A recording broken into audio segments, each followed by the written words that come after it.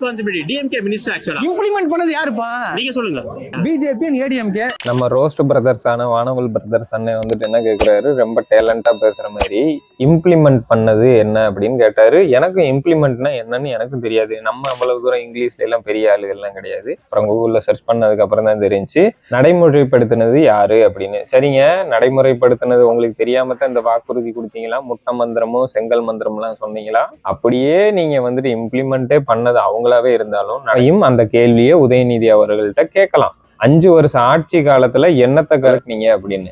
ஏன்னா 5 வருஷ காலத்துல நாங்க வீட்டுக்குள்ள நாங்க போராட்டம் பண்ணணும் அப்படின்னா போராட்டம் பண்ணி என்ன அடுத்த லெவலுக்கு கொண்டு போனீங்கன்னு என்னோட கேள்வி. புரியுதுங்களா? இப்ப ஏதோ நீங்க ரொம்ப தெளிவா பேசுற மாதிரியும் அவரை ஏதோ வந்துட்டு தற்குறியல்னு மாதிரி காட்டுறீங்க. உள்ளே நையான்னு வந்துட்டு சும்மா அட்டனன்ஸ் போட்டு போறதுக்கும் ப்ராசஸ் பண்றதுக்கு நிறைய வித்தியாசம் இருக்கு. சரிங்களா?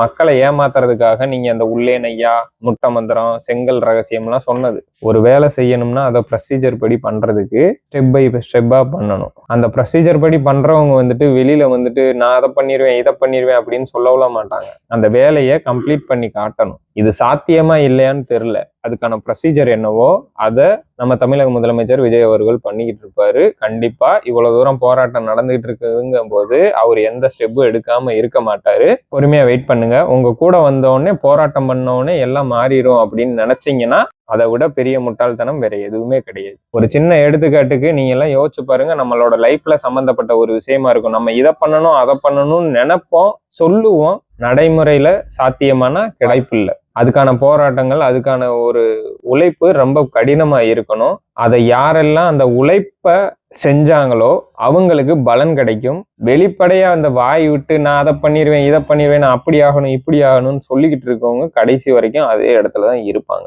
அப்ப வித்தியாசம் உங்களுக்கு புரியும்னு நினைக்கிறேன். எனக்கும் அந்த அளவுக்கு கிளியரா சொல்ல தெரியல. புரிஞ்சுக்கோங்க. நன்றி.